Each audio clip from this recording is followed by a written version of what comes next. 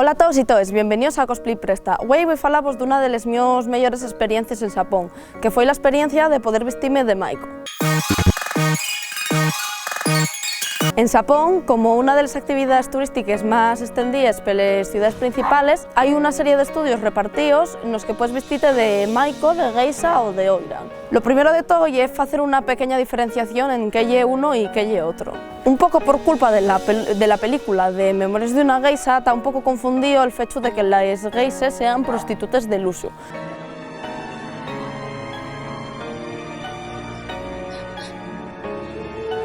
Realmente, esos son les oiran. Les oiran viven vestidas con ropas mucho más llamativas y además llevaban el yazu que llevan las geishas atrás delante.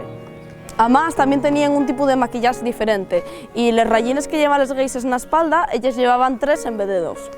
Les Maiko son los aprendices de geisha, que es lo que vemos un poco en la película, que es la protagonista. Van vestidas con kimonos llamativos y con un maquillaje de cara blanco muy resaltado, ya que están aspirando a poder ser una geisha. Cuando pasen a ser geishas, lleven kimonos con colores mucho más clarinos y mucho menos llamativos, y además los maquillajes siempre son mucho más sencillos. Y volviendo al tema de los estudios ofrecen planes para vestirte de las 3 cosas, tanto de geisha como de oiran como de Maiko. Lo más guapo visualmente es les Maiko y les oiran. Yo, primeramente, quería que me vistieran de oiran, pero creo que debieron de pensar que yo era menor de edad o de algo y dijeronme en inglés, no, ya que ella es muy pequeña para vestirte de oiran. Bueno, al final acabé vestida de Maiko.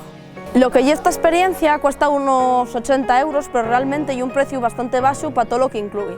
Incluye el maquillaje, el de explicarte todo el proceso de cómo te maquillan, el vestirte con todos los kimonos y con todas las piezas de ropa que lleven, que además de escoger entre una variedad grandísima que tienen los estudios, y aparte también incluye una sesión de fotos, que suelen ser entre unas 8 o 10 fotos. Luego ya hay opción tuya que ampliaría el precio si imprimirles o no. Aparte de todo esto, también tienen un servicio de alquiler de yukata y de kimono por si quieres estar unas horas per Japón paseándote vestido con la ropa tradicional. Aquí otra tienda para alquilar kimono.